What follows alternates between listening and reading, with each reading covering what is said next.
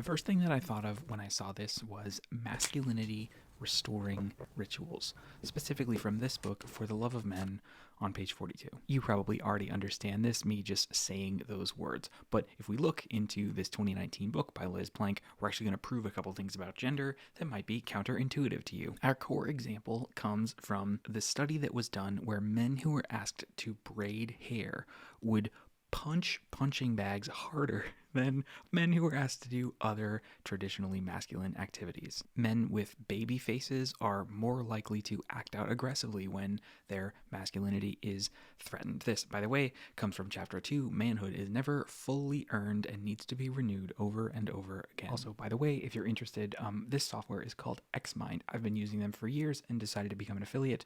You can use the code That Makes Sense at checkout for 15% off your annual. I don't know why I'm saying it like that. It's true. 15% off the annual subscription. Okay, back to the video. Men will also eat more pizza in the presence of women as a way to impress them. Getting an exact quote for this for you: as a way to impress you. The general idea here is that when men feel emasculated, they often act aggressively to prove their manhood, and unfortunately, usually others pay the price for that. Editor's note here: men do sometimes pay the price in the form of them taking their own lives. The emotional isolation that contemporary masculinity requires of us is so intensely lonely that the price is often fatal. This is life and death, not just for the men who might not survive our current form of masculinity, but also for the women who bear the toll of the violence of men. Sorry to completely have killed the tone of this video. Grave things require grave tones. Back to intellectual flexi entertainment, Charlie. So we men are constantly needing to prove our masculinity. But as it turns out, needing to prove your masculinity constantly is proof of something else. Being able to lose your man card, being able to be emasculated, implies that masculinity is not something that you have as a result of your biology, but is something that you gain as a result of the approval of other men. Biological determinism is false. Masculinity is socially constructed. Let's break that down. Biological determinism is defined in this context as the belief that masculinity and femininity are biologically based as opposed to socially constructed. Transphobic and misogynistic voices of the present day insist that masculinity is something in the body. Examples of this include: men are just more aggressive. Men just don't cry. They're just less emotional. Men just aren't naturally caregiving. Remember our initial example of men needing to punch things after they've been braiding hair.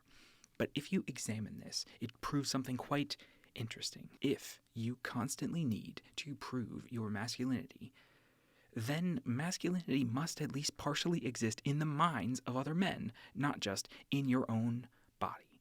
If masculinity is just DNA, then men just have it, and there would be no need for all of these rituals. Biological determinism is false. Let me note that this insight is not mine. This is a paraphrased insight from chapter 4, specifically on testosterone and Liz Plank's discussion of biological determinism throughout the book. So where credit is due, I learned this there. Speaking of testosterone, I wasn't there, and I don't know specifically what was said, but it sure looks to me like a man who feels entitled to a display of aggression because his sense of masculinity was threatened. Conclusion: since we must work to prove our manhood, masculinity is a social construct. Contrapositive conclusion: if masculinity was biologically natural, we wouldn't need cultural rituals to prove that we have enough of it. QED. The good news is that socially constructed things can be socially rebuilt. I read this book, and I started telling my male friends that I loved them, and I started going grocery shopping with them, and I didn't even have to punch a wall about it. I'm Charlie. This is That Makes Sense to Me. Thanks for watching. Join Patreon if you can. Grab this book from a library or buy it on my affiliate list. Click the buttons, share the buttons, like the buttons, hit the buttons, write the comments. I don't know, I'm just speaking nonsense at this point. I've been working on this for like hours and hours and hours. Okay, we're not alone, men. We got each other. We can do this.